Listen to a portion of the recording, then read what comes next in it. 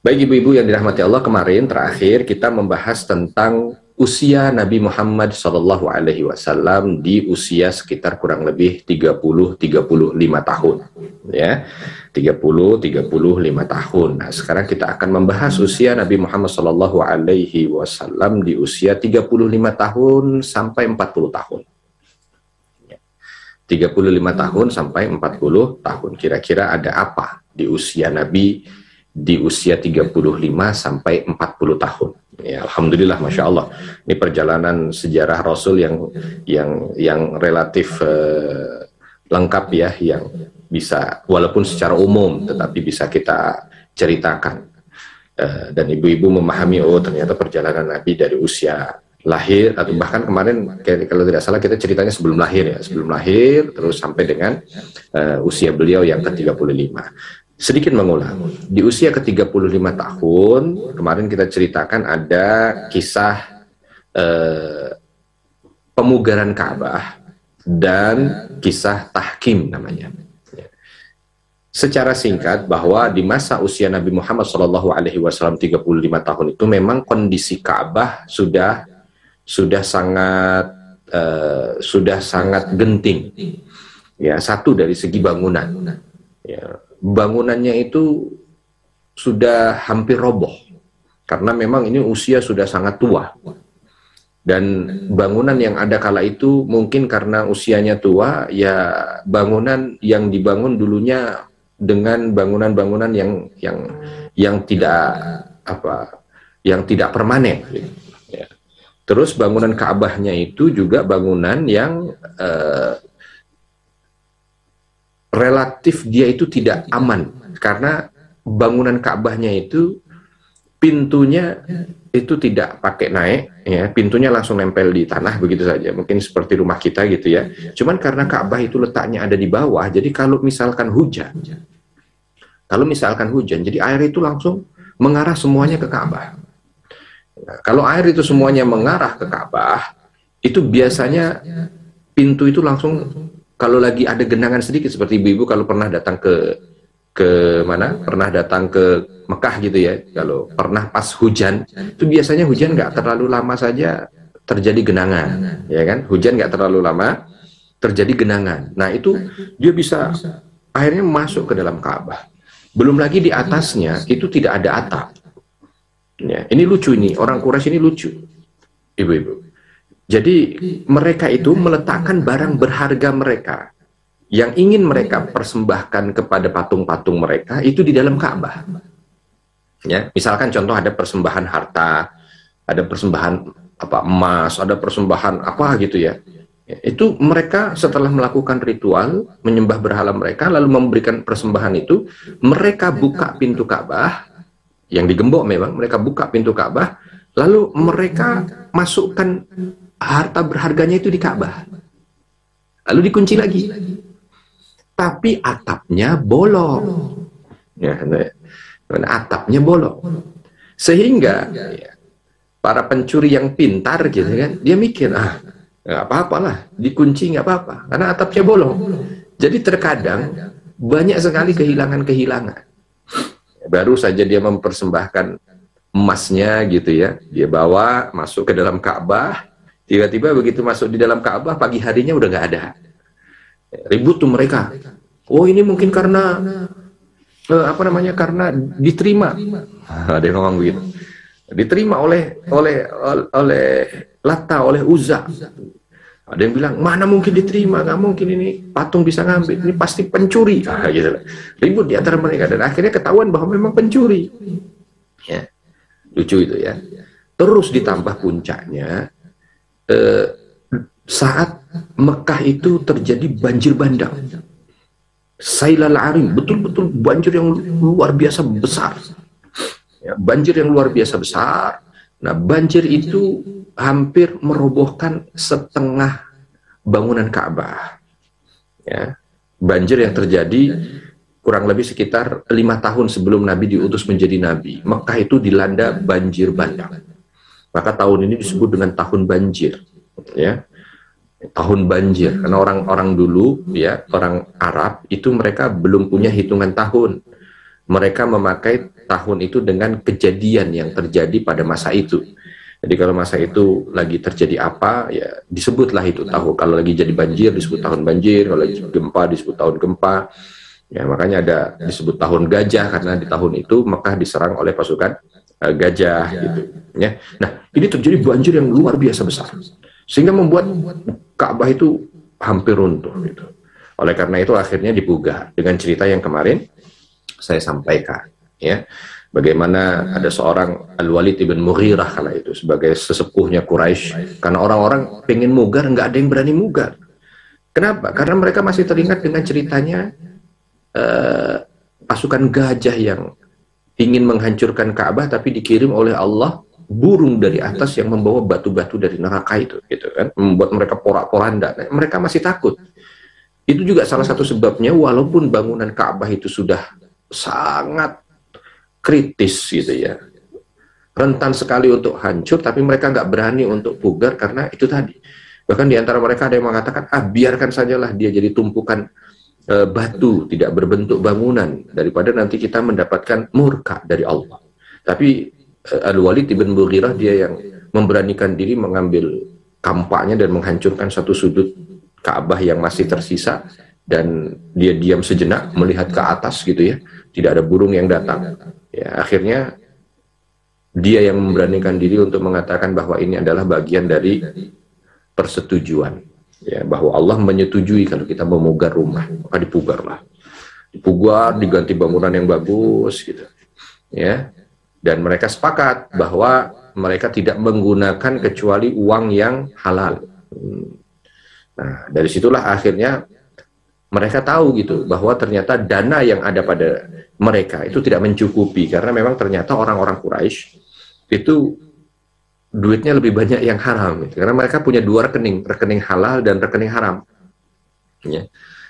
Rekening haram ini mungkin kalau diambil dari riba, mungkin diambil dari nipu, mungkin diambil dari zalim, mungkin diambil dari ragu gitu ya. Ini kira-kira baik apa enggak nih harta, halal apa enggak nih harta, itu masuk ke rekening mereka yang rekening haram itu gitu.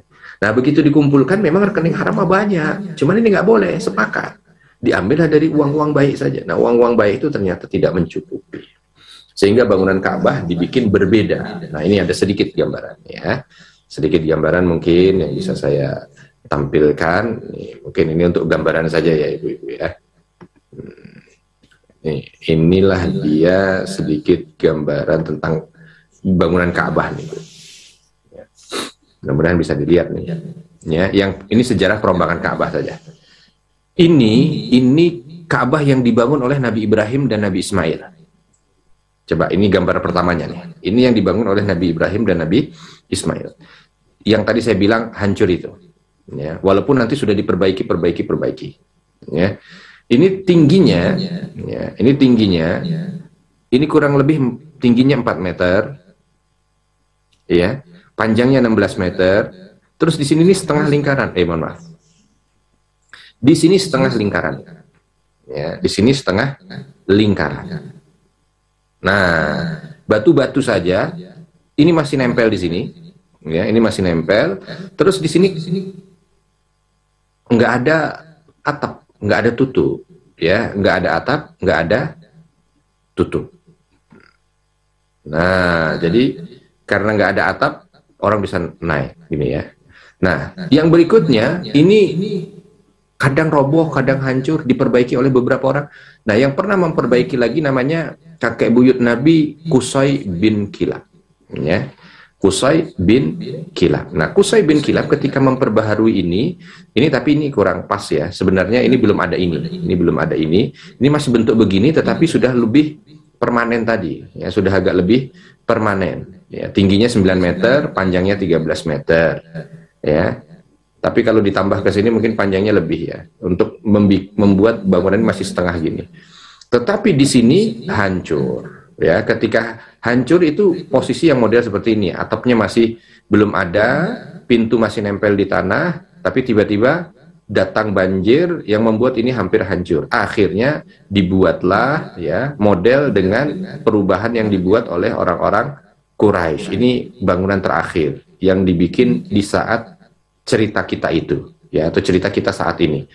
Dibikin pintunya agak naik, ya, kurang lebih sekitar 3 meter dia naik, baru ada pintu. Jadi kalau banjir itu menggenang sekitar 1 meter, 2 meter, itu masih membuat Ka'bah itu tidak kemasukan air. Lalu di atasnya itu ada tutupnya, ya, lalu ada talangan airnya supaya kalau dia hujan juga tidak menggenang di sini, jadi bisa mengucur.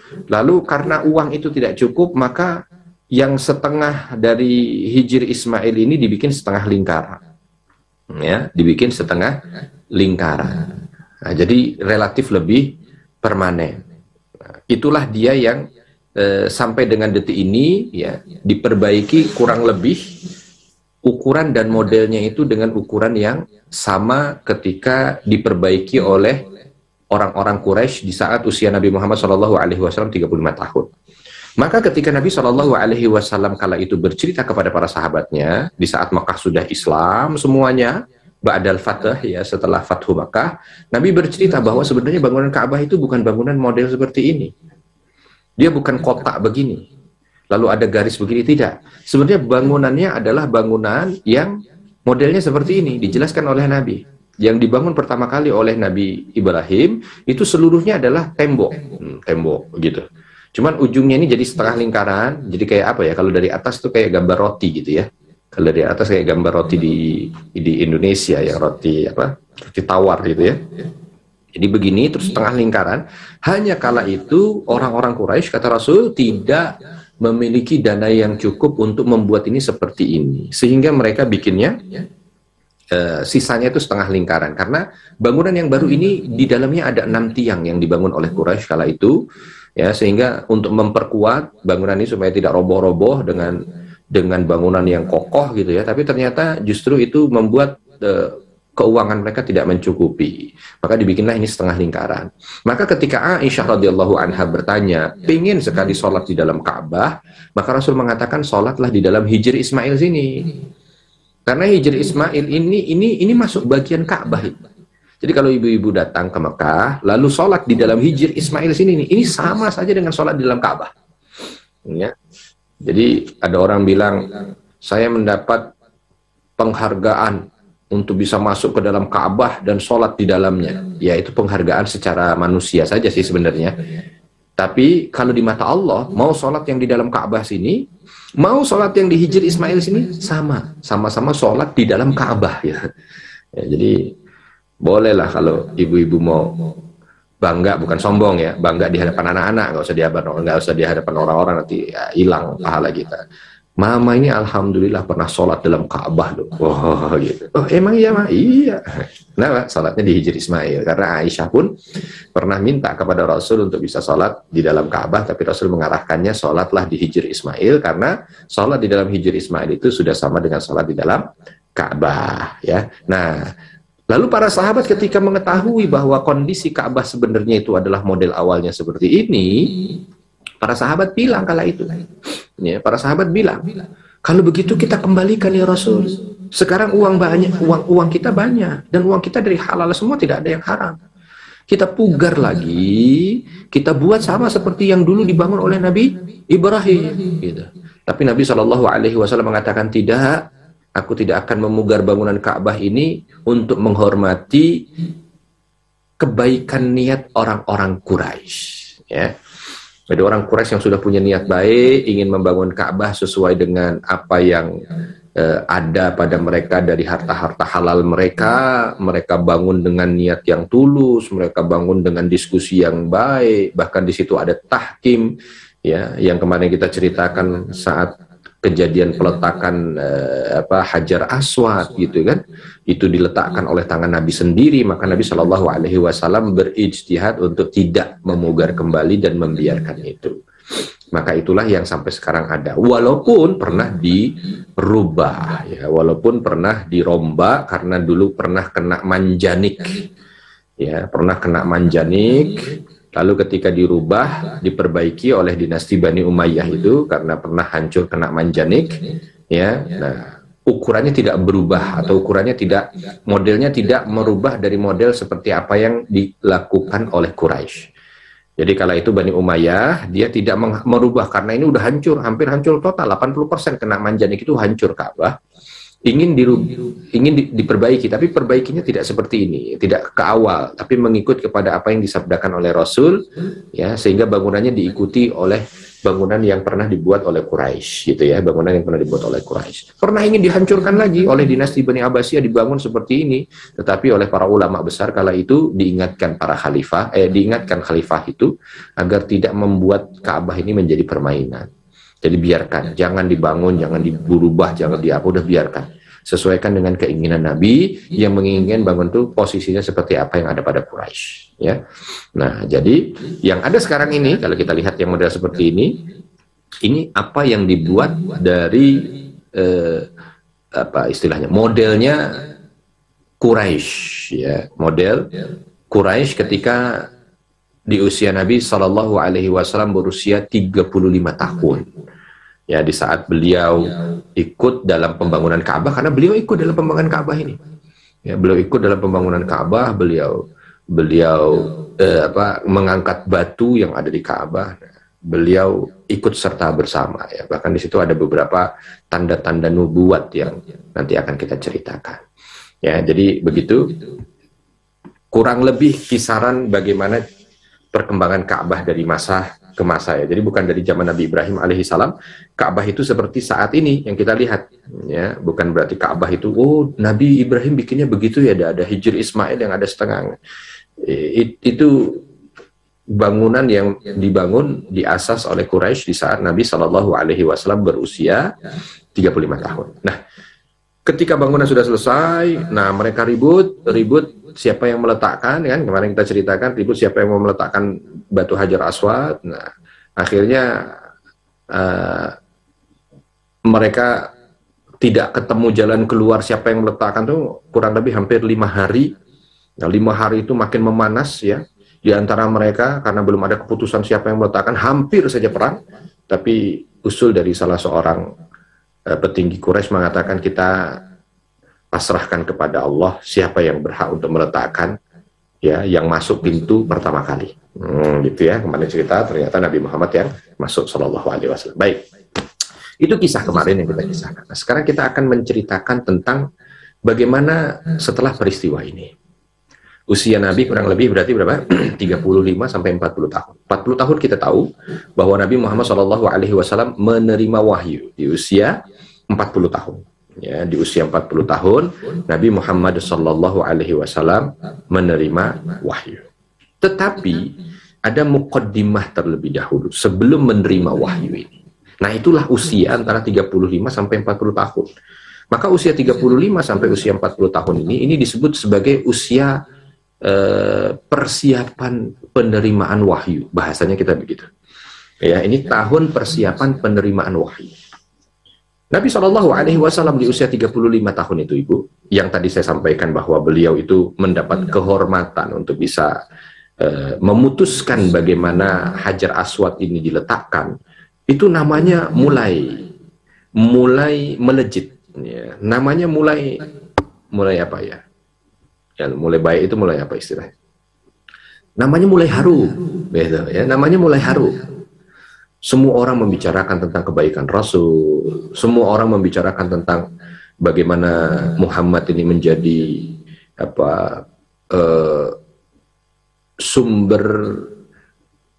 sumber inspirasi, pokoknya semualah kebaikan itu ada pada Nabi. Padahal kali itu belum diutus jadi Nabi, ya. Jadi menjadi buah bibir orang-orang Mekah, buah bibir yang baik, gitu, ya. Ini kalau istilah menjelang pemilu, ini surveinya lagi melejit, gitu. Karena memang betul-betul Nabi Shallallahu Alaihi Wasallam itu di usia 35 tahun sampai 40 tahun itu ini mencapai puncak kebaikan, gitu, di mata Quraisy. Ya, nggak ada orang yang sedang kesulitan kecuali Nabi datang membantu. Ya, dimudahkan aja oleh Allah untuk menjadi harum namanya di antara orang Quraisy, gitu. Ya. Tidak ada orang yang berseteru, sampai ada orang misalkan, bahkan bukan orang saja. Ya, coba kalau kita ceritakan orang, contoh misalkan, ada keluarga yang mau pecah, mau cerai, gitu. didatangi oleh Nabi kala itu, ini walau belum jadi Nabi ya, didatangi oleh Nabi kala itu langsung tidak jadi cerai, balik kembali, rukun kembali. Ada kabilah yang ingin perang, Rasul datang menjadi juru damai, damai itu kabilah, nggak jadi perang. Ada orang sulit dalam usahanya, Rasul bantu, sukses usahanya. Ada orang sulit karena dia punya hutang, terlilit hutang, Rasul bayarkan. Wah, luar biasa pokoknya. Ini akhlaknya Nabi, makin puncak.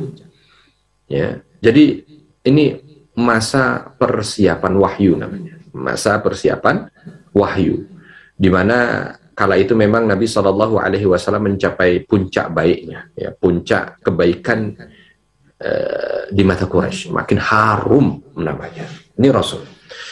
Nah juga Rasul kala itu dihindari atau dijaga, ya, dijaga oleh Allah Subhanahu wa taala dengan himayah gitu ya, dengan penjagaan, sehingga beliau tidak melakukan hal-hal yang memang punya nilai buruk. Ya. Contoh misalkan dari segi akhlak dijaga, tidak pernah marah yang sembarangan, dijaga tidak pernah berbohong. Ya, makanya dikenal dengan orang yang jujur, dijaga menjaga amanah. Sehingga orang-orang itu pada menitipkan amanahnya kalau lagi ingin pergi, karena zaman dulu kan belum ada loker penyimpanan yang bisa dititipkan ke lembaga tertentu, belum ada tempat yang menyimpan uang, ya. Ya.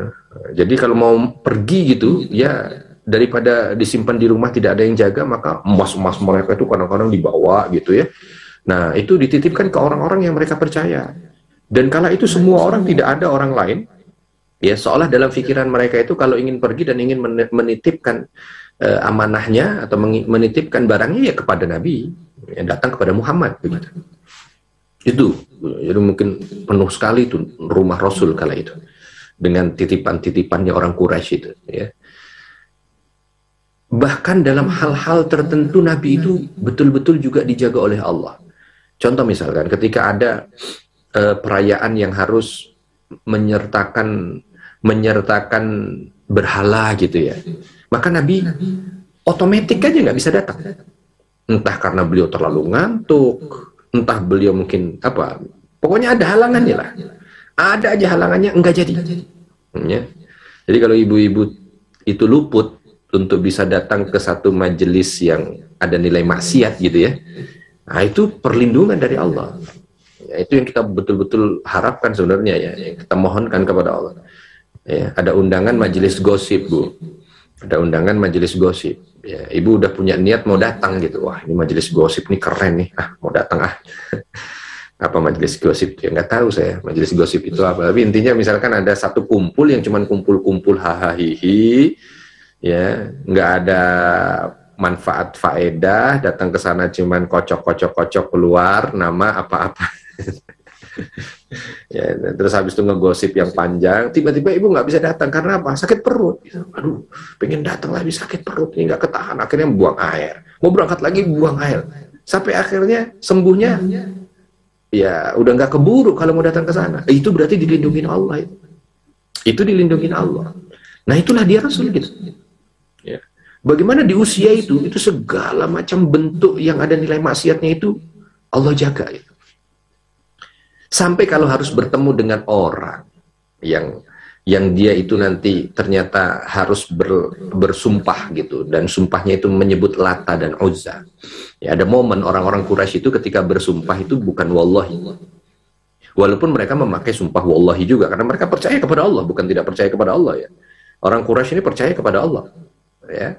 Orang Quraisy ini percaya kepada Allah, hanya mereka percaya ada Tuhan lain gitu. Makanya mereka nggak bisa suruh syahadat, nggak bisa.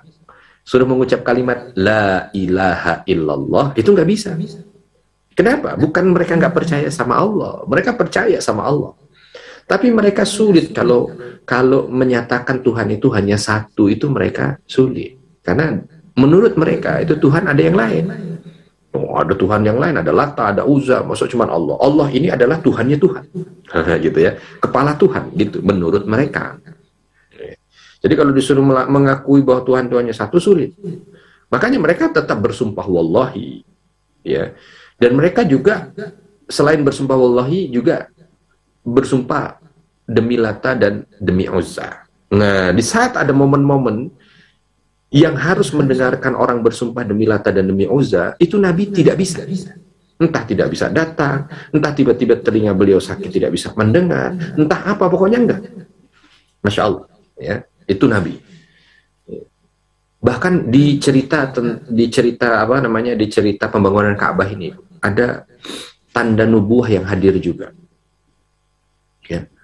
Di antaranya yang disebutkan oleh para ulama itu ketika beliau membangun Ka'bah ikut bersama dengan pamannya, ya, Abbas. Ya, kala itu dengan pamannya Abbas ibn Abdul Muttalib ngangkat batu bersama.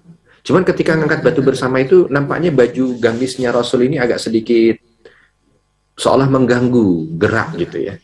Nah, orang-orang kan semua pada ngangkat gamisnya itu, ya, dia angkat gamisnya. Lalu ketika diangkat gamis itu ya apa, lutut kan kelihatan diikat gitu ya, kan lutut kelihatan.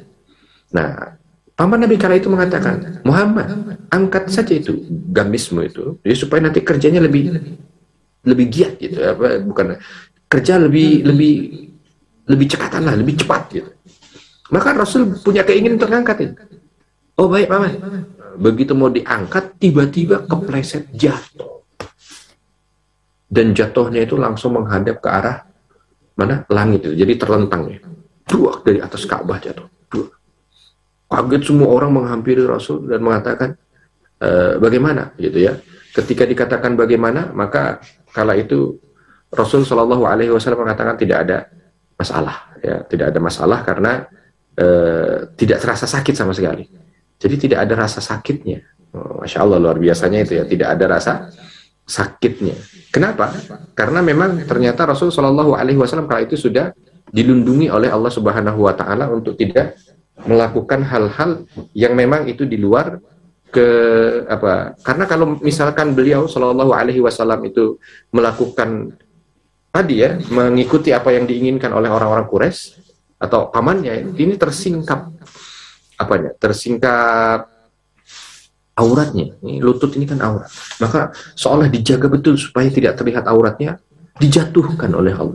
Hanya jatuhnya itu tidak merasa sakit, ya, tidak merasa sakit. Ini diantaranya. Di antara juga yang dirasakan oleh Rasul Shallallahu Alaihi Wasallam, dan ini termasuk bahagian daripada tanda nubuah gitu ya, karena tanda nubuahnya itu memang banyak sekali. Ya. Persiapan Nabi untuk bisa mendapat wahyu. Walau Nabi kala itu tidak tahu, sebelumnya tidak tahu. Tahunya nanti ketika sudah mendapat wahyu, lalu disampaikan bahwa itu adalah persiapan sebenarnya yang harus, yang persiapan yang Allah siapkan untuk mental Nabi gitu ya.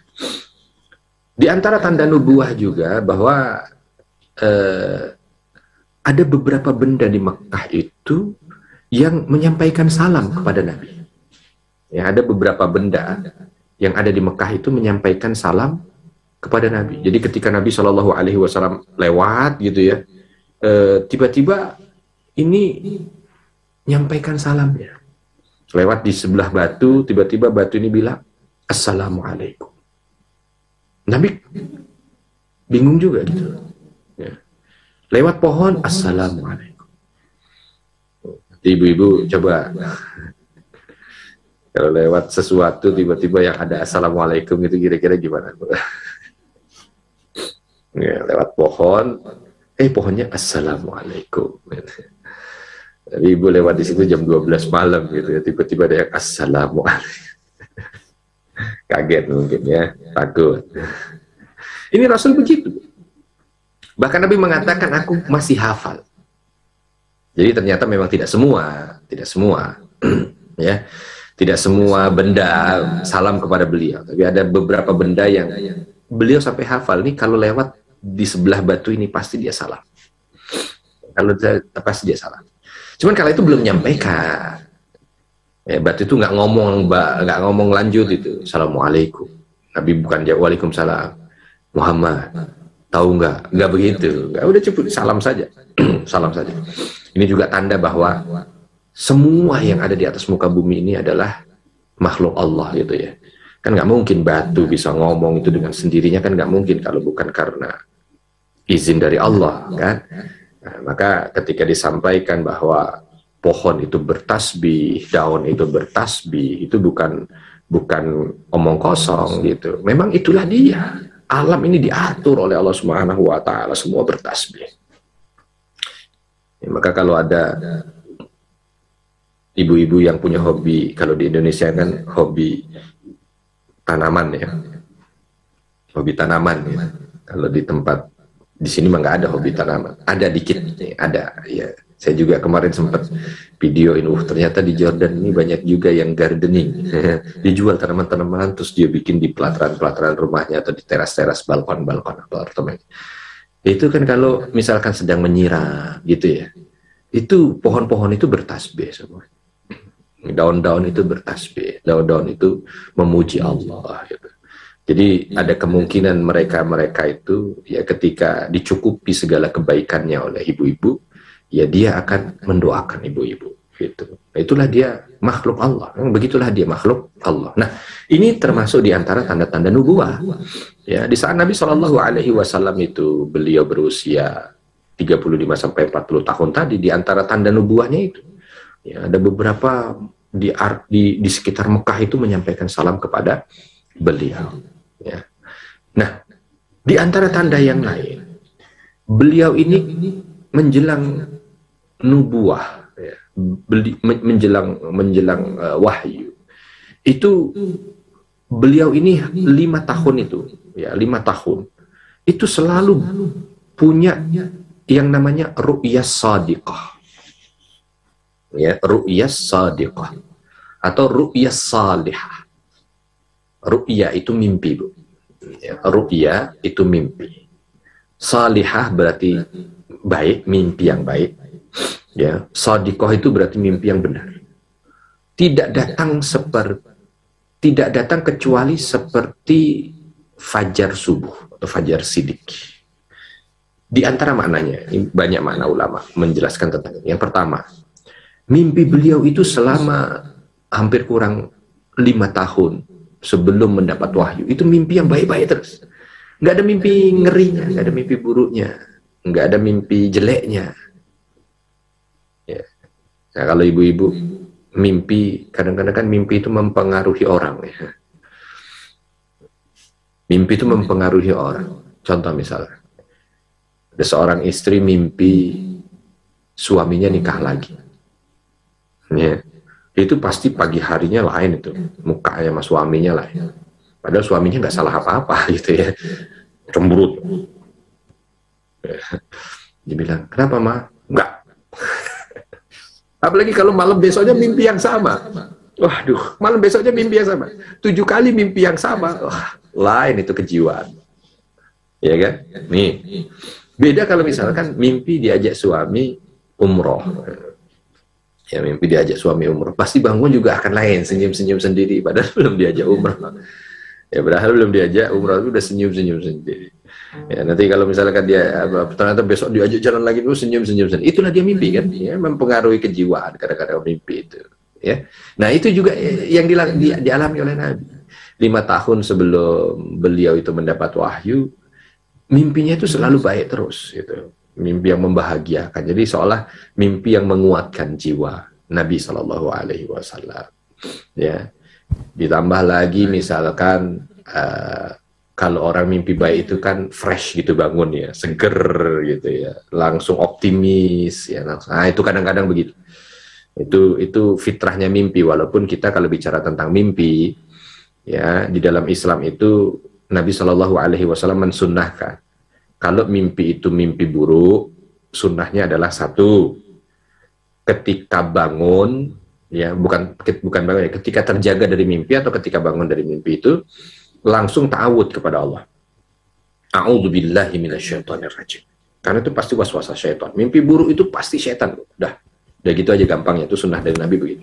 Lalu meludah dengan ludah kecil ke arah kiri 3 kali. Ya. Nah, gitu. Nggak usah keluar ludahnya betulan. Ya, tapi lihat juga sebelah kiri kita siapa. Sebelah kiri kita suami ya pelan-pelan supaya nanti jangan begitu beliau bangun malah kita ludahin gitu ya. Begitu dia bawa kesempatan diludahin. Apa Ustadz? Ya. Ustadz bisa gak suara Ustadz itu diperbesar karena kita kurang mendengar gitu. Yang di belakang terutama. Oh, Ada belum apa terdengar. Ustadz ada mic? Coba, saya coba ya, sebentar ya, Ya, sebentar, saya ambil mic. di sini udah full Ustadz volumenya.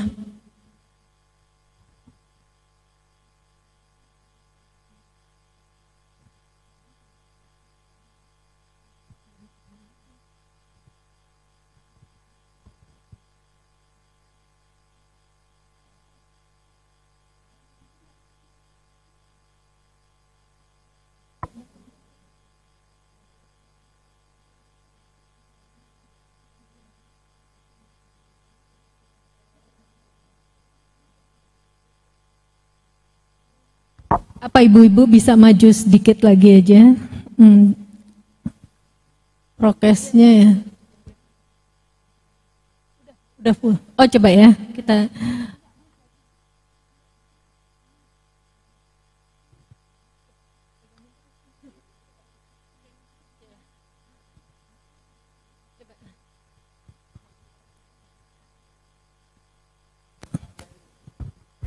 Ustadz, bisa dicoba suaranya Ustadz. Saya di sini mencoba pakai mic.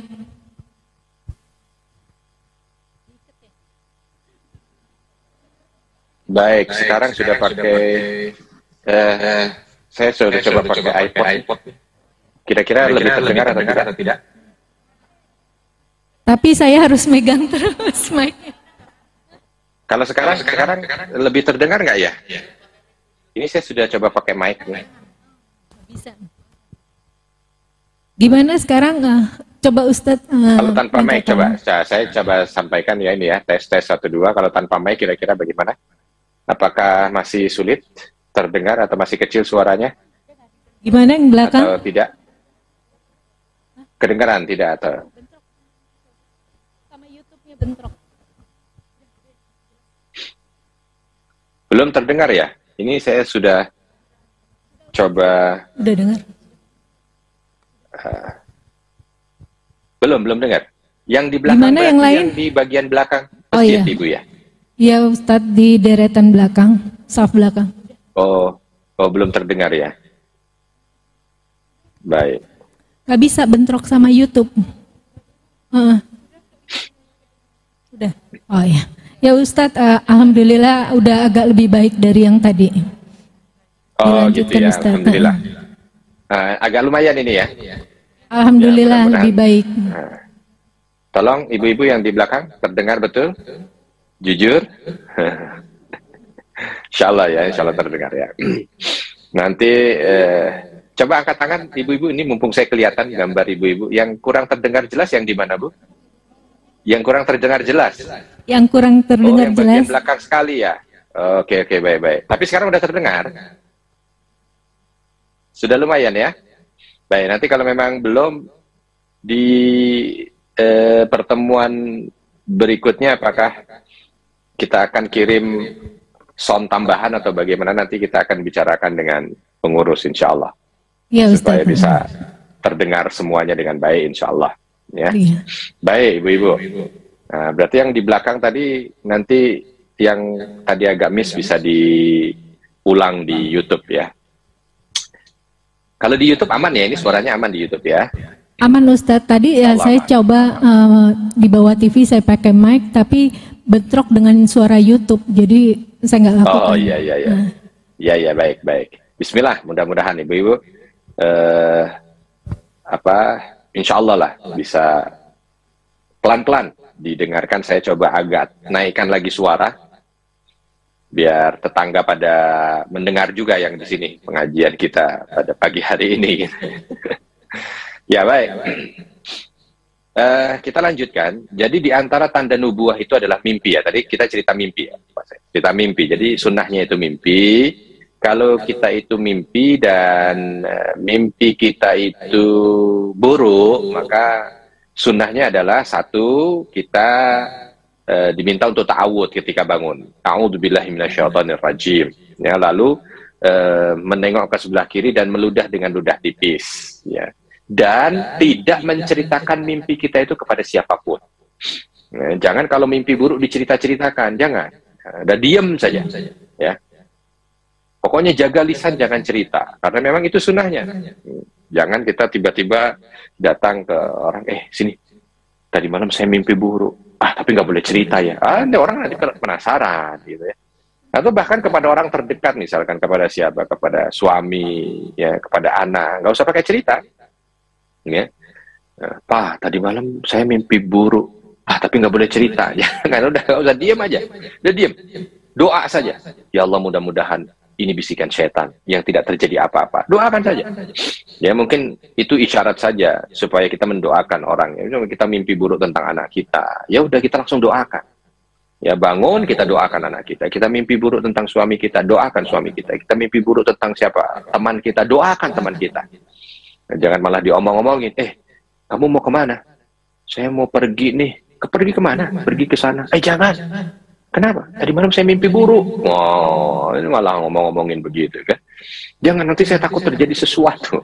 Temannya mau umroh gitu ya. Saya mau umroh nih, kan udah boleh dibuka umroh. Jangan. Saya mimpi.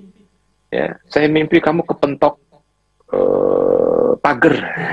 Udah, jangan deh, ini firasat buruk. Udah, nggak boleh. Pokoknya kalau mimpi buruk jangan diceritakan, doakan saja. Nah, kalau mimpi mimpi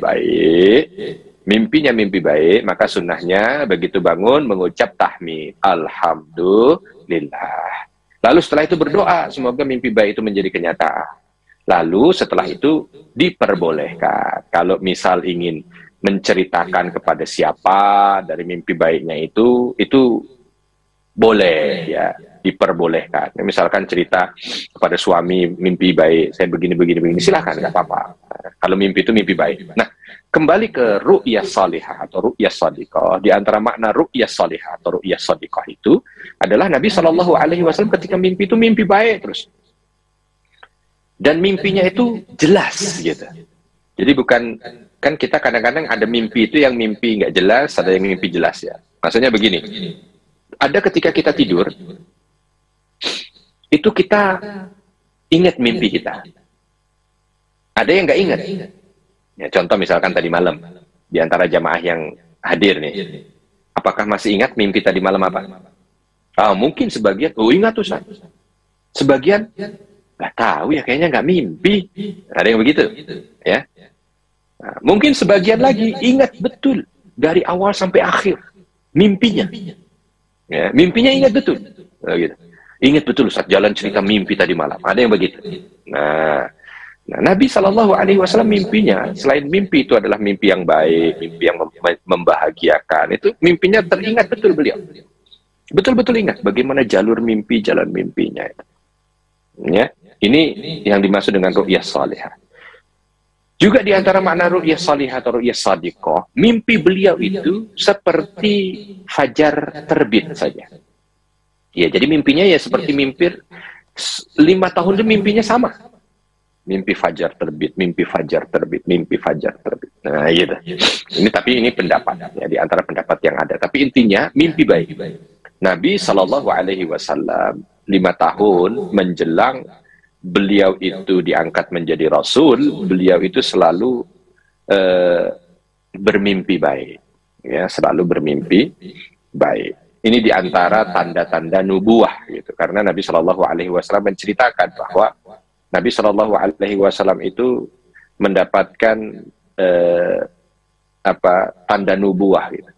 Bahkan ketika sebahagian ulama mengatakan bahwa mimpi itu adalah bahagian daripada wahyu, ya, karena di antara wahyu nanti akan turun kepada Rasul itu salah satunya melalui mimpi gitu. Ya, jadi Allah Subhanahu wa taala menyampaikan firman-Nya melalui mimpi Rasul sallallahu alaihi wasallam. Tapi ingat, ini hanya Rasul ya, jangan yang lain. Ya, artinya jangan orang lain, ini hanya ada pada Nabi dan Rasul. Ya, jangan tiba-tiba ada seorang walaupun dia itu entah dapat gelar guru atau apa gitu ya. Lalu tiba-tiba dia bilang, tadi malam saya mimpi Allah berfirman. Gitu ya. Mungkin pernah jumpa dengan model orang seperti ini ya, ibu-ibu ya. Ya, dia bilang, saya mimpi tadi malam Allah berfirman bahwa sholat jadi 3 waktu, enggak jadi sholat 5 waktu. Jangan percaya yang begini. Ya, jangan percaya yang begini, karena tidak ada lagi wahyu turun setelah Nabi Muhammad SAW. Ya, Makanya ini yang ketika Imam Abu Hanifah, didatangi dalam mimpinya, didatangi dalam nyatanya, jadi 2 kali didatangi oleh syaitan, tetapi yang berbentuk seolah malaikat. Ini sekelas Imam Abu Hanifah, imam besar ya. Beliau didatangi dalam mimpi, beliau didatangi dalam nyatanya oleh setan yang seolah berbentuk ingin menyerupai malaikat gitu ya. Lalu dia bilang, datang pesan dari Robmu. Ya. Apa pesannya? Ini setan bilang, ibadahmu sudah cukup. Ibadahmu sudah cukup, jadi kau tidak perlu lagi beribadah. Istilah orang itu ibadahnya sudah overload gitu. Coba bayangkan kalau kita yang didatangin gimana tuh kira-kira ya. Oh benar, alhamdulillah. Kalau kita begitu kan. Gimana Abu Hanifah rahimahullah punya ilmu, ya, ilmu yang menjadi bentengnya. Maka ketika mendengar itu dilempar, ya, setan itu dilempar. Walaupun dia nggak ngomong kalau saya setan gitu, dilempar. Entah menyerupai malaikat dilempar. Ya walau dia ngaku-ngaku malaikat dilempar. Langsung paham bahwa itu adalah setan. Walaupun rupanya rupa malaikat. Kenapa? Karena tidak akan mungkin. Tidak akan mungkin ada perintah Allah lagi berkaitan dengan syariat. Berkaitan dengan syariat ya. Yang datang kepada siapapun. Kecuali kalau bukan syariat, lain. Ya, kalau bukan syariat, lain. Contoh misalkan, hanya sekadar isyarat. Ya, di antara beberapa khalifah itu pernah bermimpi. Ya.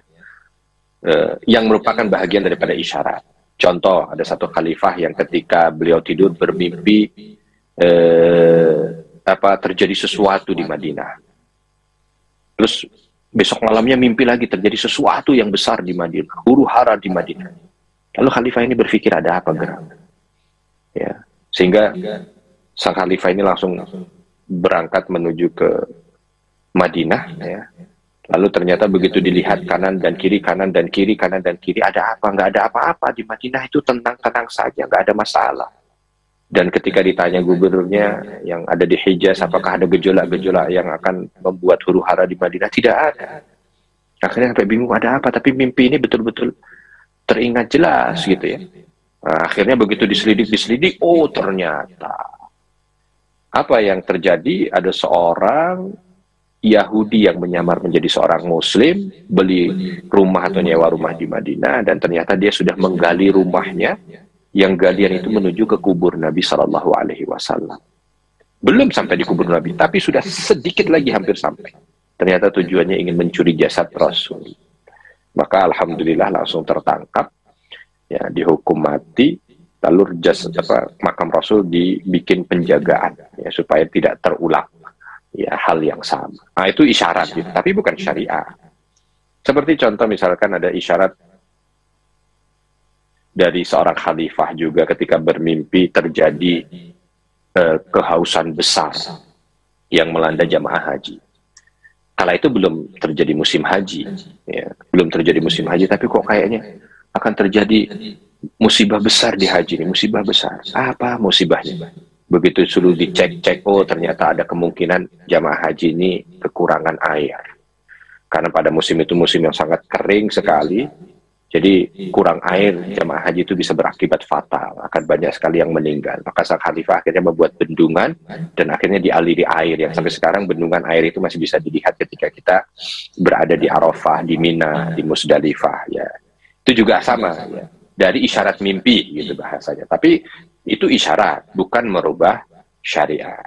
Bukan merubah syariat. Yang mungkin Allah berikan kepada orang-orang yang memiliki maslahat besar bagi umat, ya, maslahat besar bagi makhluk-makhluknya.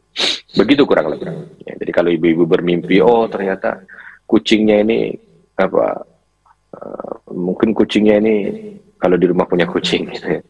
Kucingnya sedih, oh berarti ada isyarat kucingnya minta makan. Itu kita kalau tanggungan kita nggak banyak gitu ya. Baik, itu diantara tanda-tanda nubuah ya. Diantara tanda-tanda nubuah adalah Nabi Shallallahu Alaihi Wasallam mimpi. Nah, diantaranya juga karena tadi ya balik ke tadi bahwa mimpi itu merupakan bahagian daripada wahyu, karena memang nanti setelahnya itu Nabi mendapatkan wahyu itu terkadang dari mimpi, maka di antara para ulama mengatakan sebenarnya Nabi Muhammad SAW itu menjadi Nabi itu usia 35 tahun. Menjadi Nabi, karena di usia itu sudah mimpi tadi. Ya, dengan ru'yah salihah, mimpi yang baik. Mimpi itu bagian dari wahyu. Tapi mimpinya, karena belum ada perintah, belum ada ayat yang turun, maka masih sebagai Nabi. Ya. Nanti begitu di usia 40 tahun, wahyu itu hadir, wahyu itu datang, maka di sini pertanda bahwa Nabi diangkat menjadi Rasul. Ya, Nabi diangkat menjadi Rasul. Maka Nabi Muhammad itu menjadi Nabi dan Rasul. Apa beda antara Nabi dan Rasul? Secara umum sebenarnya, kalau ini dipisah, disebut Nabi atau disebut Rasul, memiliki makna yang sama, utusan Allah. Tetapi ketika digabung, Nabi Rasul, Nabi dan Rasul, Nabi saja, ini adalah Nabi saja dan ini adalah Nabi dan Rasul itu, maka maknanya menjadi berbeda. Kalau Nabi itu adalah orang yang dipilih oleh Allah untuk menyampaikan risalah Nabi sebelumnya, gampangnya begitu. Ya, makanya Nabi Anba, memberitakan. Ya. Jadi tidak punya risalah, tidak punya sesuatu yang baru. Gitu. Jadi ngikut Nabi sebelumnya. Nah, jumlah Nabi ini ada 124.000 Nabi, ibu-ibu. 124.000 Nabi. Di antaranya Allah ceritakan, tapi sebagian besarnya tidak Allah ceritakan. Ya, bayangkan 124.000 Nabi. Di Al-Quran saja yang diceritakan hanya 25 Nabi dan Rasul. Ya. Berarti kan masih sangat banyak sekali yang tidak diceritakan. Nah, di antaranya ada yang hanya Nabi. Nabi itu tidak membawa syariat baru. Nah, kalau Rasul, maka membawa syariat baru. Ini ada sesuatu yang baru yang disampaikan kepada umatnya, ya, yang disampaikan kepada umatnya. Nah, Nabi SAW itu ada beberapa ulama mengatakan karena Nabi ini ada tanda sebelum beliau mendapatkan wahyu pertama itu, ya, sebelum beliau berjumpa dengan malaikat Jibril itu, beliau itu bermimpi dengan ru'yah salihah, maka seolah ini adalah pertanda bahwa beliau sudah menjadi nabi di masa itu, ya. Tetapi akan menjadi rasul ketika beliau berusia 40 tahun di saat berjumpa dengan malaikat Jibril. Ada yang mengatakan begitu, tetapi ada yang berpendapat juga bahwa tidak, itu hanya persiapan. Memang Nabi dipersiapkan mentalnya, Nabi persiapkan jiwanya untuk bisa mendapat wahyu, sehingga nanti ketika mendapat wahyu itu tidak kaget, bahasanya begitu. Ya, jadi bukan masuk dalam kategori wahyu, bukan masuk dalam kategori wahyu, itu hanya masuk dalam persiapan. Nah, itulah dia yang ada di antara ulama. Ini yang terjadi. Nah, kembali ke tadi, ibu-ibu. Termasuk di antara persiapan Rasul Shallallahu Alaihi Wasallam sebelum mendapatkan wahyu pertama, itu beliau memiliki kepekaan terhadap orang-orang yang ada di sekitarnya. Ini termasuk di antara persiapan. Masya Allah, saya lihat di layar ibu-ibu nyatet semua ya ini ya. Jadi nanti bisa kalau saya tanya, coba sebutkan persiapan-persiapan yang Allah siapkan kepada Rasul menjelang nubuah. Jadi insya Allah ibu-ibu paham semua lah ini ya, bisa semuanya. Jadi kalau nanti ada hadiah umroh gitu ya, siapa yang bisa menyampaikan, insya Allah ibu-ibu bisa. Ya. Terima kasih ya ibu-ibu yang sudah mencatat, Masya Allah. Di antara tanda nubuah juga, saya mohon maaf ini ya, tidak nyampaikan 1, 2, 3, 4, 5. Mudah-mudahan ibu-ibu bisa gitu ya, untuk merangkumnya. Di antara tanda nubuah, itu beliau peka terhadap masyarakatnya. Beliau peka terhadap orang di sekitarnya. Ya, jadi, apa ya, peka itu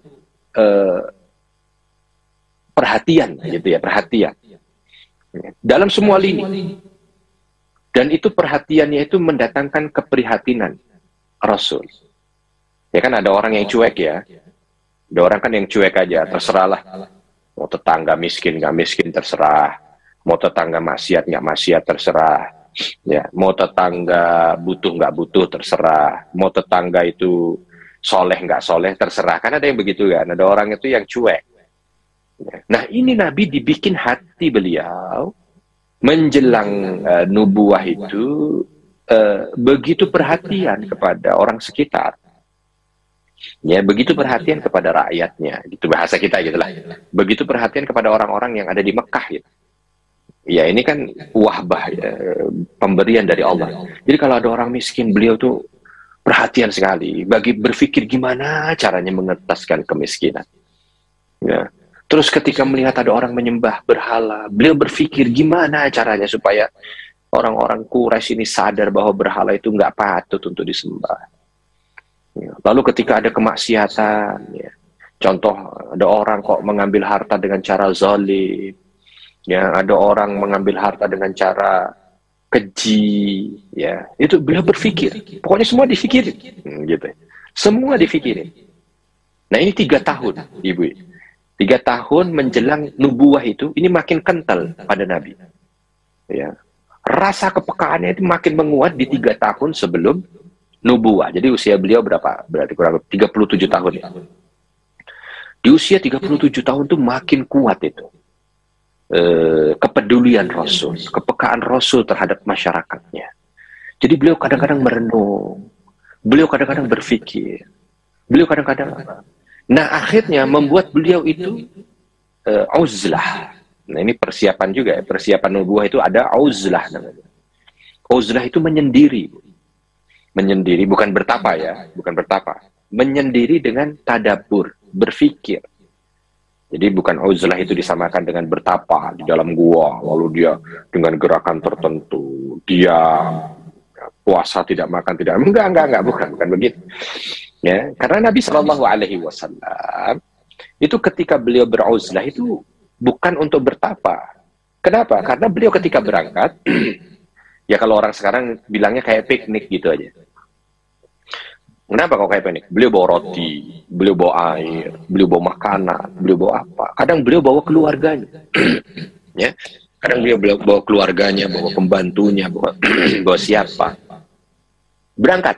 Nah, tempat uzlah yang dipakai oleh Rasul atau yang dipilih oleh Rasul untuk bertadabbur, mikir ya. Gimana kondisi umat. Karena tadi kan Nabi itu punya sensitivitas yang tinggi menjelang nubuah itu. Semuanya difikirin. Bahasa kita begitulah. Nah, butuh ruang khusus, butuh tempat khusus. Ya. Makanya ini ada beberapa ulama yang menyampaikan sebenarnya ini Allah ingin mengembalikan pada fitrah gitu. Manusia ini jiwanya butuh untuk ada momen di mana dia mungkin menyendiri, momen di mana dia berpikir, tadabbur, koreksi. Bahasa kita mungkin kalau untuk diri kita pribadi itu apa istilahnya mencoba untuk melihat kekurangan, introspeksi ya gitu kan, muhasabah bahasa agamanya. Harus ada momen begitu sehingga kita tidak larut dalam kondisi seolah kita mencoba untuk kembali berdiam, menarik diri, melihat radar, kira-kira kelakuan saya bagaimana, apa segala macam, nah, gitu ya, apa yang terjadi di sekitar ini, apa yang bisa saya berikan. Nah, ada momennya begitu, ya. Jadi jiwa itu ada istirahatnya, gitu ya, tidak langsung bergumul selalu dengan dunia. Makanya para ulama dulu begitu juga, di antara mereka beruzlah, cuman uzlahnya menulis buku, ya. Beliau mungkin diam di satu tempat, berhenti dari mengajar, berhenti dari berdagang, berhenti dari apa. Beliau hanya fokus pada ibadah, fokus pada muhasabah, melihat kekurangan diri sambil beliau menulis buku, gitu ya. Nah, barulah nanti beliau kembali pada aktivitas beliau. Nah, ini yang dilakukan oleh Rasul. Maka 3 tahun di usia Rasul berarti kurang lebih 37 tahun ya. 3 tahun menjelang nubuah ini beliau beberapa kali uzlah. Nah, uzlahnya itu bawa makan, ya, bawa persiapan, bahkan bawa sebahagian harta. Dan ketika uzlah itu kadang-kadang nggak sendiri, ya. kadang bersama dengan beberapa orang, bahkan kadang Khadijah ikut, ya. Walaupun tidak selalu, ya. Kadang beliau sendiri. Bahkan ketika di atas Gua Hira itu beliau tidak menyendiri, enggak, ya seperti biasa saja. Ya, kalau beliau dengan keluarganya, ya beliau dengan keluarga. Kalau lagi sendiri, kadang-kadang ada orang miskin datang, ya beliau bersedekah di sana. Ya, jadi seolah sebenarnya kehidupannya itu bukan kehidupan yang menyendiri jauh dari apa gitu ya. Terus dia apa menyendirinya seperti bertapa gitu, bukan. Rasul tadabbur, ya. Mungkin bahasa kita sekarang mencoba untuk membuat formula. Apalagi ketika Rasul menjelang usia 40 tahun itu, ya, itu orang-orang Quraisy, saking harumnya nama Nabi, saking baiknya nama Nabi, itu orang-orang Quraisy itu punya istilahnya itu apa ya, punya harapan gitu, bahwa pemimpin mereka setelah ini adalah Rasul. Ya, pemimpin mereka setelah ini adalah Muhammad, bukan yang lain. Pokoknya the next leader, bahasa mereka itu adalah Muhammad. Ya. Jadi seolah inilah yang akan menjadi pimpinan mereka selanjutnya. Ya. Akan menjadi pimpinan mereka selanjutnya. Maka Rasul mulai itu, kalau nanti saya itu jadi pimpinan, berarti saya bertanggung jawab terhadap mereka. Ketika saya jadi pemimpin mereka, bagaimana saya harus mengentaskan kemiskinan? Bagaimana saya harus mengentaskan keburukan? Bagaimana saya harus menaikkan akhlak mereka? Karena memang pada masa itu akhlak Quraisy secara syariat memang ya relatif bejat ya. Walaupun kalau secara kondisi tradisi tidak. Tapi secara kondisi syariat itu, dalam kacamata syariat bejat. Nah, Rasul kan belum terima syariat. Memang betul, Rasul belum terima syariat. Tetapi fitrah Rasul itu didekatkan dengan syariat. Makanya Rasul tidak bisa nerima kalau ada orang menyembah berhala. Rasul tidak bisa menerima kalau ada orang itu berzina. Rasul tidak bisa menerima bahkan kalau ada orang itu minum khamar. Padahal kala itu khamar itu udah kayak kopi. Nggak ada orang melaknat khamar itu di masa itu, nggak ada. Tapi fitrahnya sudah disesuaikan dengan syariah. Maka Rasul berpikir tentang itu. Bagaimana? Ya, tinjauannya kala itu adalah tinjauan normatif saja. Contoh misalkan, kalau orang ini minum khamar, kesadarannya hilang. Maka terkadang ketika dia jual beli, dia pasti rugi. Karena modal yang harusnya itu modal 5 juta, karena dia itu mabok gitu kan, akhirnya hanya 100.000 dia jual. Itu jadi pandangannya bukan pandangan syariat bahwa itu dilarang oleh Allah, tidak, tapi pandangan normatif saja karena belum terima syariat, ya, belum terima wahyu. Ya. Lalu melihat bagaimana orang melegalkan zina di orang-orang tertentu. Nabi berpikir bagaimana kalau zina ini merebak. Gitu. Bagaimana ini nanti kalau dia punya keturunan, siapa yang menjadi bapaknya? Kasihan anak hasil zina. Nabi hanya berpikir di titik normatif itu. Dan itu semua ternyata selaras dengan syariat. Itu yang membuat Nabi 3 tahun sebelum itu senantiasa uzlah. Dan tempat yang dipilih adalah Gua Hira. Jadi Gua Hira itu bukan sekali datang ke Gua Hira langsung dapat wahyu ya, ibu-ibu. Enggak. Diawali dari 3 tahun sebelumnya. Nah, kadang beliau sebulan di Gua Hira, terus pulang lagi. Nanti berangkat lagi, pulang lagi, berangkat lagi, pulang lagi. Kurang lebih begitu. Untuk waktu berbeda antara satu dengan yang lain. Tapi selama 3 tahun itu selalu begitu. Nah, puncaknya di saat bulan Ramadan, di usia beliau 40 tahun. Kalau usia hijriahnya berarti kurang lebih 40 tahun, 6 bulan, 12 hari. Kalau tidak salah ya, 40 tahun, 6 bulan, 12 hari. Jadi bukan mutlak 40 tahun. Ya karena beliau kan lahir di bulan Rabiul Awal ya. 40 tahun, 6 bulan, 12 hari. Nah kalau hitungan tahun syamsiahnya, itu beliau kala itu di usia 39 tahun. 39 tahun, 3 bulan, 10 hari. Ya. Ini kalau hitungannya hitungan syamsiah. Ya. Jadi kita ini punya umur. Jadi kalau umur, misalkan saya umur 50 tahun. Wah, umur apa nih? Umur syamsiah apa umur hijriah? Kalau umur syamsiah berarti kemungkinan umur hijriahnya kurang lebih sekitar 51,5 tahun. Nah, gitu kan. Tapi Nah, ini Nabi Shallallahu Alaihi Wasallam dapat wahyu usia 40 tahun. Ini 40 tahun Hijriyah. Ya, 40 tahun Komariah bahasanya lah begitu. Karena kala itu juga belum ada tahun Hijriyah. 40 tahun Komariah. Hitungan bulan. Kalau hitungan matahari, usia beliau 39 tahun 3 bulan. Nah, di saat itu, setelah 3 tahun, beliau menyendiri, beliau uzlah, beliau tadabbur, beliau berfikir, beliau merenung. Nah, di usia itulah di bulan Ramadan, Nabi Shallallahu Alaihi Wasallam mendapatkan wahyu pertama. Nah, bagaimanakah cerita wahyu pertama itu datang? Padahal ini sesuatu yang tidak dibayangkan sama sekali oleh Rasul. Tidak dibayangkan, nggak terbayang sama sekali kalau nanti akan mendapat wahyu. Ya, makanya nanti akan terjadi hal-hal yang di luar dugaan Rasul. Ya, membuat jiwa Rasul terguncang.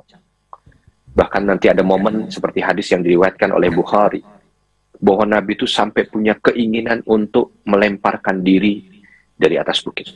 Ya. Bagaimana dan apa ceritanya, insya Allah kita akan ceritakan pada pertemuan berikutnya. Ya. Lebih baik ini saya mohon izin terlebih dahulu, karena sudah 1,5 jam tanpa terasa, alhamdulillah ceritanya. Ya, jadi saya cukupkan, mungkin nanti pertemuan berikutnya adalah detik-detik menerima wahyu. Ya, jadi Afwan, usia Ustadz. 4. Ya. Afwan, Ustadz mengingatkan apa Ustadz mau sholat subuh dulu? Ya, ini saya mau sholat subuh dulu. Oh, udah selesai. Selepas ini nanti enggak, selesai sholat subuh dulu. Nanti setelah ini nanti mungkin kalau ada pertanyaan, tanya jawab. Betul, ya, tanya jawab disiapkan saja. Saya minta waktu 5 menit. Alhamdulillah saya sudah wudhu juga tadi sebelum ngisi wudhu. Terus nanti saya langsung saja ini sholat. Setelah itu nanti mungkin 5 menit saya minta waktu. Kita akan lanjut ke tanya jawab. Tanya jawab. Ya. Baik, ya, saya izin terlebih dahulu. Ya. Assalamualaikum warahmatullahi wabarakatuh. Ibu-ibu yang tadi kurang jelas atas kajian Ustadz, mohon kalau misalnya ada pertanyaan dipersiapkan, jadi nanti kita akan langsung bertanya kepada Ustadz dan Ustadz menjawabnya.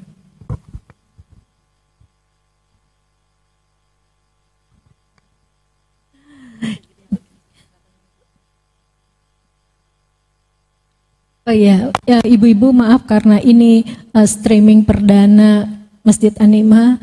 Insya Allah untuk kajian berikutnya kita persiapkan yang lebih bagus lagi. Memang awalnya kita akan memakai layar, tapi karena kendalanya kalau memakai layar suaranya tidak terdengar, dan kalau memakai TV ini suara terdengar tapi gambarnya terlalu kecil. Mudah-mudahan untuk kedepannya kita bisa pakai layar dan suaranya terdengar. Ibu-ibu ada yang mau bertanya, ini kita persiapkan mic.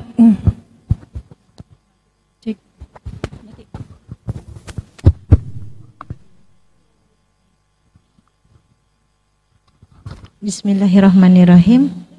Titip tanya dulu aja, nanti di MC aja nggak apa-apa. Khawatirnya tadi saya kan kurang jelas Mbak Nina terkait mungkin diskusi gitu ya, terkait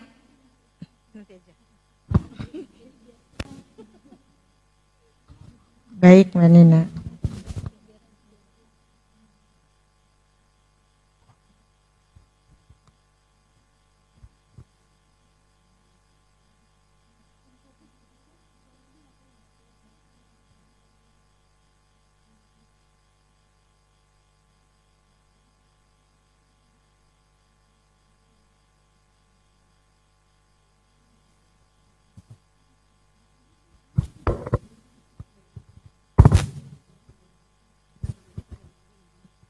Ibu-ibu, kita dari awal dengan Ustadz Arifin Nugroho, pelajaran Sirah Nabawiyah, kita memakai pegangan buku ini. Jika ibu-ibu yang berkenan membeli buku ini, nanti kita koordinir, atau ibu-ibu bisa mencari sendiri di toko buku yang ada di sekitar kita.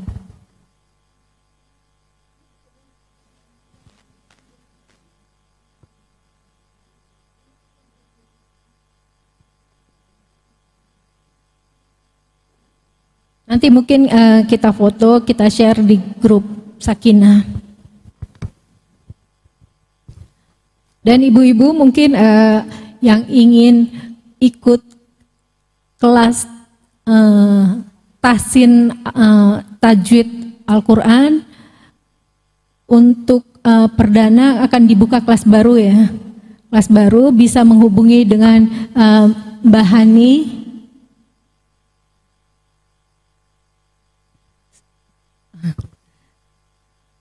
Dan insya Allah untuk bulan Februari mendatang kelas kajian tafsir dengan Ustadz Bikodirin Hariri akan dimulai sebulan 2 kali ya, hari Jumat. Kembali ke Jumat sebulan 2 kali, Jumat pekan pertama dan Jumat pekan ketiga.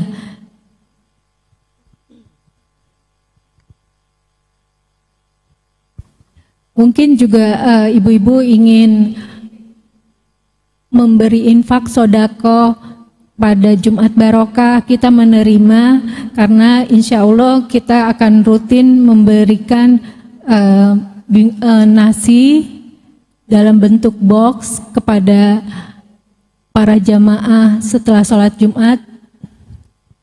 Kita berada di belakang masjid ini.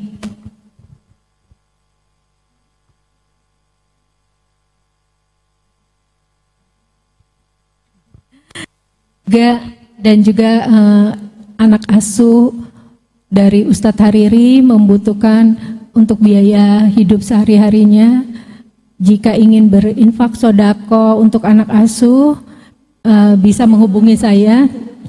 Kita sebagai orang tua asuh menyumbangnya seikhlasnya, minimum 50.000, boleh lebih dari itu.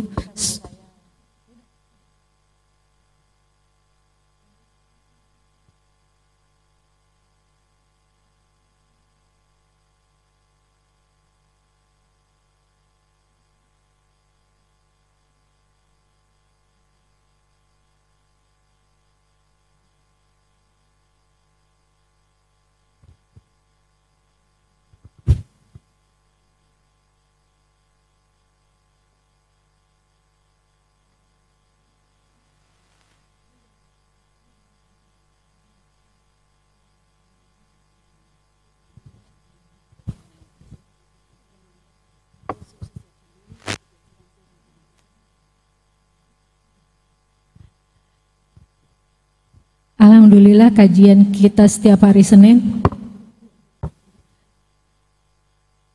Alhamdulillah kajian kita setiap hari Senin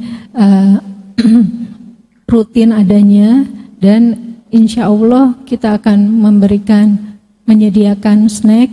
Dan jika ibu-ibu yang ingin berinfak untuk memberikan sumbangan snack, bisa menghubungi Ibu Ririn atau Bu Wit. Terima kasih. Silakan Ustadz diteruskan kajiannya.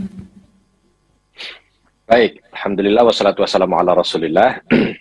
Jadi kita sampai tadi pada detik-detik ya, tapi insya Allah detik-detik ini akan saya ceritakan di pertemuan berikutnya supaya tidak terputus, karena dia akan sangat banyak sekali yang akan kita ceritakan di saat perjumpaan pertama Nabi dengan malaikat Jibril, dan bagaimanakah wahyu ini turun dan lain sebagainya, dan bagaimana nanti kondisi orang-orang yang ada di sekitar Rasul, kita akan cerita nanti di pertemuan berikutnya. Nah, kita cukupkan pada kesempatan kali ini adalah 5 tahun menjelang Nabi Shallallahu Alaihi Wasallam itu menerima wahyu, jadi persiapan nubuah yang tadi sudah kita ceritakan. Di antara apa-apa persiapan nubuah yang ada dalam kurun waktu 5 tahun itu, ya, kurun waktu 5 tahun, sehingga diharapkan ibu-ibu memiliki gambaran bagaimana sih sebenarnya kondisi Nabi 5 tahun menjelang wahyu. Memang bukan sesuatu yang berjalan begitu saja tanpa ada tanda, tidak. Sudah sangat banyak sekali tanda yang hadir, yang tadi saya sampaikan, baik perubahan yang ada pada diri Nabi sendiri, ya, bagaimana beliau itu begitu peka terhadap kebaikan, sangat bersegeralah ya untuk bisa melaksanakan kebaikan, sehingga nama beliau makin harum, nama beliau makin melejit, nama beliau makin bagus gitu. Terus beliau juga dijaga oleh Allah untuk tidak melakukan keburukan-keburukan, tidak melakukan kemaksiatan. Ada aja penjagaan itu yang hadir gitu ya, entah apa bentuknya, sehingga beliau tidak sempat melakukan perbuatan maksiat selama 5 tahun itu. Nah, beliau juga mendengar ada beberapa batu, pohon, benda yang ada di Mekah itu memberikan salam pada beliau. Ya, lalu beliau juga bermimpi dengan mimpi yang selalu mimpi salihah, mimpi baik seperti fajar subuh gitu ya. Lalu beliau peka terhadap kondisi masyarakatnya, sehingga beliau membawa beliau di 3 tahun menjelang nubuah itu uzlah ya, beliau datang memilih tempat. Kala itu yang beliau pilih adalah sebuah gua di atas puncak Jabal Nur ya. Dan beliau karena memang kalau ibu-ibu pernah datang ke Gua Hira itu ya, memang lokasinya memang lokasinya itu bagus sekali. Di atas itu kita langsung bisa melihat Ka'bah ada di depan. Ya. Jadi langsung melihat seolah Ka'bah itu ada di depan. Jadi kalau mungkin pada masa itu langsung melihat masyarakat Mekah itu ada di hadapan. Jadi pas kalau misalkan digunakan untuk berpikir, muhasabah, tadabbur gitu ya. Beda kalau misalkan yang dipakai itu Gunung Sur atau Jabal Sur yang ada di atas Bukit Sur itu ya, yang dimana dulu Nabi ketika hijrah. Ntar kalau kita sampai di episode hijrah akan cerita tentang itu, beliau bersembunyi di gua itu gitu kan. Nah itu nggak pas karena tidak langsung menghadap ke Ka'bah. Tapi kalau di Gua Hira ini memang langsung menghadap ke Ka'bah. Jadi mungkin sangat pas sekali. Itu mungkin yang bisa saya sampaikan. Dipersilahkan kalau mungkin ada yang ingin bertanya. Bismillahirrahmanirrahim. Assalamualaikum warahmatullahi wabarakatuh. Pak Ustadz, yang saya mau tanyakan terkait salah satu tanda-tanda beliau sebelum menerima wahyu di Gua Hira kan adalah mimpi ya Pak Ustadz ya. Beliau mendapatkan mimpi-mimpi yang baik. Tadi sependengaran saya bahwa wahyu yang beliau terima salah satunya juga bisa dalam bentuk mimpi. Pertanyaan saya di usia 35 sampai dengan detik-detik beliau menerima wahyu yang seperti kita tahu gitu ya di Gua Hira, apakah ada ayat-ayat Al-Quran di dalam 5 tahun tersebut Pak Ustadz? Gitu. Apakah termasuk ayat-ayat ya, yang di dalam Al-Quran? Itu pertanyaan pertama. Terus pertanyaan kedua, apakah saya nggak tahu gitu ya kalau secara asbabun nuzulnya ayat-ayat mana sih yang beliau terima pada saat setelah usia 40 tahun dan diterima dalam kondisi beliau bermimpi gitu Pak Ustadz. Itu aja. Terus pertanyaan berikutnya, mimpi yang dimaksud afwan Pak Ustadz ya, maksudnya tidur dalam keadaan lelapkah atau mungkin beliau sedang berzikir terus tertidur gitu Pak Ustadz. Yang dimaksud dengan tidur mimpi itu kan kalau konotasi orang Indonesia kan tidur gitu ya, lelap gitu Pak Ustadz. Itu aja sih pertanyaannya. Terima kasih. Wassalamualaikum warahmatullahi wabarakatuh. Waalaikumsalam warahmatullahi wabarakatuh. Baik, pertanyaan yang sangat bagus sekali. Yang pertama, selama 5 tahun bermimpi itu sebelum mendapatkan wahyu di Gua Hira, apakah ada wahyu juga yang turun? Sepakat para ulama bahwa tidak ada.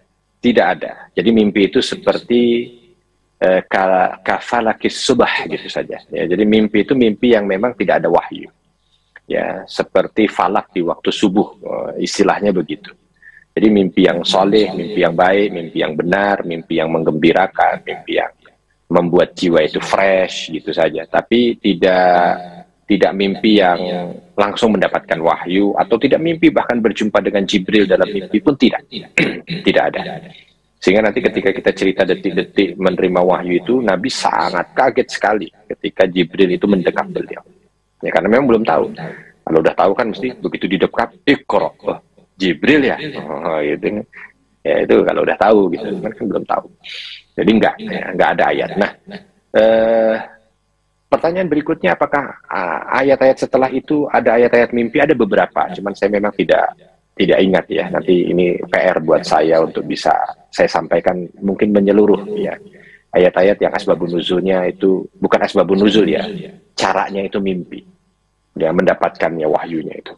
Di antaranya yang ada dalam ingatan saya ini. Tapi ayatnya saya lupa, nanti menjadi PR buat saya. Ketika terjadi permasalahan di Badar, setelah perang Badar ada beberapa tawanan, lalu kala itu berselisih pendapat antara satu dengan yang lain kaitan dengan masalah perlakuan terhadap tawanan, apa yang harus dilakukan. Nah, di antara para sahabat berijtihad menyampaikan usulannya. Di antaranya ada Abu Bakar, di antaranya ada Umar radhiyallahu anhum. Lalu Nabi SAW mendapatkan jawaban itu melalui mimpi. Ya. Wahyunya datang melalui mimpi. Disampaikanlah bahwa yang sesuai dengan apa yang ada adalah pendapat dari Umar bin Khattab radhiyallahu anhu. Itu diantaranya. Ya, nanti insya Allah tugas dari saya ayat di surat berapa, surat di ayat berapa dan lain sebagainya nanti mungkin PR saya sampaikan di pertemuan berikutnya. Sangat bagus sekali pertanyaannya. Atau kalau misalkan yang bertanya Ibu tidak, wah kelamaan Ustaz, sebulan lagi, ya udah nggak apa-apa. Nanti akan saya jawab setelah pengajian ini. Saya akan mutolaah dulu. Ya, saya jawab via WA. Ya, saya jawab via WA. Begitu kurang lebih. Nah, ya pertanyaan berikutnya. Pertanyaan ketiga, tidurnya dalam kondisi tidur betul atau tidur ayam? Tidur betul. Bukan tidur ayam jadi seolah sedengar, enggak, tidur betul. Tidur, ya. Allah sampaikan wahyunya dalam kondisi saat beliau lagi tidur. Ya, dalam mimpi, karena mimpi Nabi itu adalah ketika menerima wahyu adalah hak, ya, adalah benar. Sekali lagi ini hanya berlaku pada Nabi, berlaku pada Rasul, enggak siapapun, bahkan sahabat Nabi pun enggak pernah setelahnya. Oh, tadi malam saya mimpi dapat wahyu, apalagi tadi malam saya mimpi Rasul datang bilang bahwa syariat diperbarui, itu juga enggak ada, udah enggak ada. Nah, ini hanya berlaku pada Nabi dan Rasul, dan terakhir adalah Nabi Muhammad SAW. Begitu kurang lebih, wallahu alam. Oke. Baik Pak Ustadz, berarti mimpi Rasul itu sama seperti, saya baru ingat ya, mimpi Nabi Ibrahim ya Pak Ustadz ya, pada saat perintah menyembelih Nabi Ismail kan sempat 2 kali gitu ya.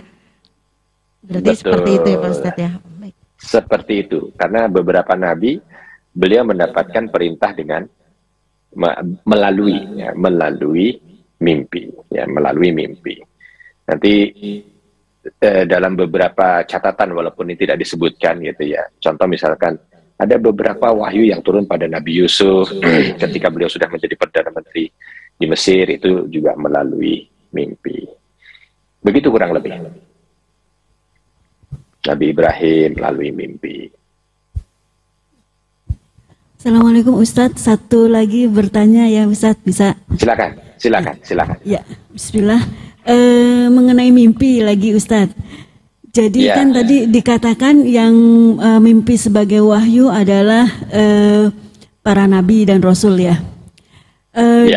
Saya pernah dengar itu waktu Nabi Muhammad SAW sudah hijrah ke Madinah, dan waktu itu mau memanggil waktu sholat, bagaimana nih menandai memanggil jamaah untuk waktu sholat. Waktu itu sempat berdiskusi, katanya ada yang pakai lonceng, ada yang pakai tanda memanggil gitu ya, ada yang pakai bunyi-bunyian lah gitu. Nah, ada sahabat katanya bermimpinya itu azan ya, lafaz azan. Dan langsung sahabat ini menyampaikan kepada Rasulullah SAW. Nah, setelah itu Rasul menyampaikan, coba panggil Bilal deh yang melafazkan azan itu. Seperti itu. Itu wahyu atau apa itu? Baik, apakah benar cerita yang saya dengar itu ya? Iya. Betul, itu ya.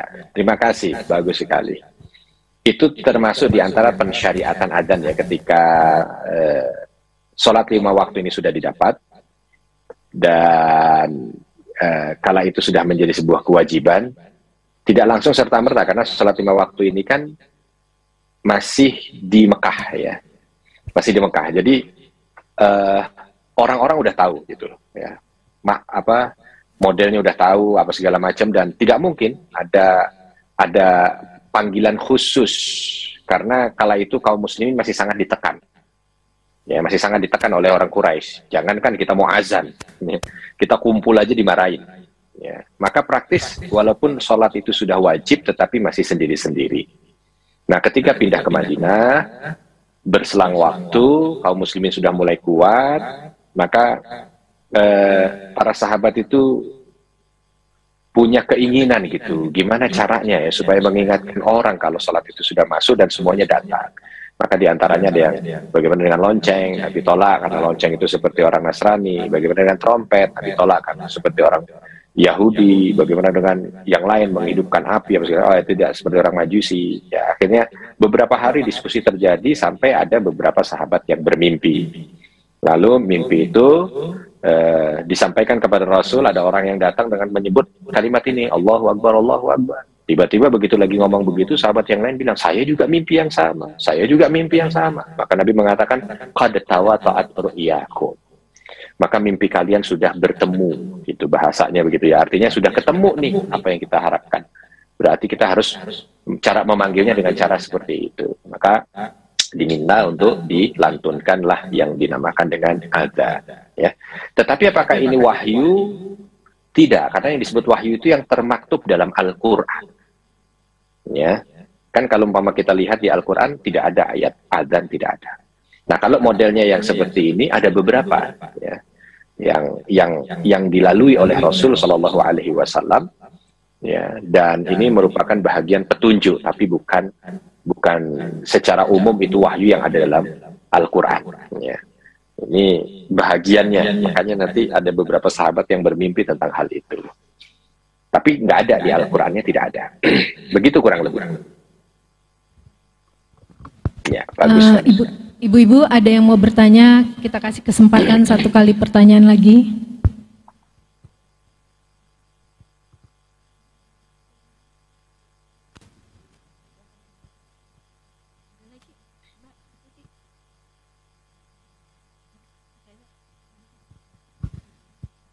Alhamdulillah Ustaz. Baik, kalau tidak ada saya boleh bertanya? Ya, silakan Ustaz. Baik. Siapa yang berani untuk menyampaikan kira-kira apa saja selama 5 tahun itu yang Allah jadikan sebagai persiapan nubuah pada Nabi Shallallahu Alaihi Wasallam, yang terjadi selama 5 tahun sebelum Nabi mendapatkan wahyu itu apa saja? Silakan, ada yang bisa jawab kira-kira? Mudah-mudahan betul ya. Bismillah. Yang pertama, Rasul sangat perhatian kepada rakyatnya, kepekaannya terhadap rakyat, terhadap kebaikan lebih banyak. Terus Rasul menyendiri. Ya Ustaz. Ada 7 uzlah, Bu, baru 2. Uzlah atau menyendiri. Terus? Ya baik. Terus mimpi yang baik-baik. Ya. Terus ada lagi yang nambahkan? Oh, ya. Ada yang belum apa tadi? Tadi ya, kebaikan tadi. Ya. Oh ya, ini sering berkunjung ke Gua Hiro karena wahyu itu turunnya enggak sekali, berkali-kali. Belum tentu saat itu ini Ustadz dapat wahyu. Itu aja Ustadz, belum, mohon maaf. Ya, alhamdulillah sudah jawab. Baik, terima kasih Bu, Masya Allah. Jawaban yang bagus sekali. Ada yang bisa melengkapi? Belum lengkap loh itu ya tadi ya. Ada lagi siapa yang mau? Ada yang mungkin catatannya? Tapi itu sudah 70%, alhamdulillah Ibu.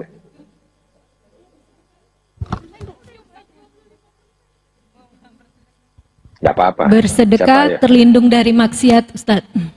Iya, terlindung dari maksiat ya. Beliau tidak melaksanakan maksiat sama sekali, dijaga oleh Allah Subhanahu wa taala. Baik. Apalagi? Satu lagi. Apa batu-batu pohon-pohon memberi salam kepada Nabi? Iya, betul. Yang segala apa benda yang ada di Mekah ada beberapa yang menyampaikan salamnya kepada Nabi, dan yang terakhir beliau itu menjadi orang yang sensitif dalam berpikir, ya, memikirkan rakyatnya. Yang itu tidak terjadi sebelum itu, gitu ya. Dulu ya hanya tahu aja, tapi tidak memikirkan. Tapi ini nggak tahu, ada keinginan gitu ya untuk memikirkan lebih. Makanya ibu-ibu juga mungkin begitu ya, yang biasanya nggak peduli dengan majelis taklim, tapi kok tiba-tiba pingin aja ikut andil, terus pingin mikirin gimana caranya maju, nggak kepikiran. Nah, itu mungkin salah satu isyarat mau jadi istri presiden, mungkin begitu ya, kurang lebih ya, suaminya mau jadi presiden gitu ya. Jadi istri suami saya aja. Oh, iya, maksudnya suaminya mau dapat amanah, itu kan contoh gitu ya, karena ada kisah begitu. Nabi itu ya 3 tahun sebelum beliau diangkat itu peka sekali ya, sangat menjadi orang yang berpikir terus gitu, berpikir untuk kebaikan kaumnya. Begitu kurang lebih. Baik, terima kasih, saya kembalikan. Alhamdulillah pas jam berapa di Indonesia ya? Jam 11 ya. Jam 11 kurang 10. Ya, alhamdulillah. Alhamdulillah. Baik.